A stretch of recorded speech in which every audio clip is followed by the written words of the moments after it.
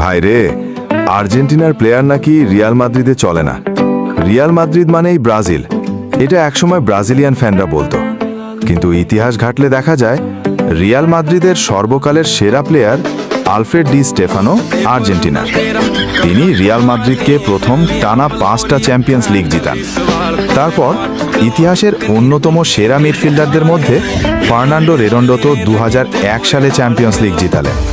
এরপর Di Maria champions লিগের man of the match হয়ে রিয়াল মাদ্রিদকে চ্যাম্পিয়ন্স লিগ জিতালেন। সব কিছু মিলিয়ে সর্বমোট 33 জন আর্জেন্টাইন প্লেয়ার রিয়ালের হয়ে খেলেছেন, যেখানে ব্রাজিলের প্লেয়ার 30 জন। অর্থাৎ যে ব্রাজিলের ব্রেইনলেস ফ্যানরা বলে রিয়াল মাদ্রিদ মানেই ব্রাজিল, তারা কি জানে না যে রিয়ালে ব্রাজিলের থেকে আর্জেন্টিনার প্লেয়াররা বেশি খেলছে? যাই হোক, বর্তমানে রিয়াল মাদ্রিদে আছে আর্জেন্টিনার নিকোলাস পাঁচ ও ফ্রাঙ্কো মাস্তেন্তো, যেখানে রড্রিগোকে নাকি রিয়াল মাদ্রিদ বেচে দিবে, ভিনিও নাকি বেতন না পেলে তাকেও ছেড়ে দিবে রিয়াল। তো ব্রাজিল ফ্যানরা রিয়াল মাদ্রিদ নিয়ে যে চাপাটা মারেন, ইতিহাস জেনে মারেন তো।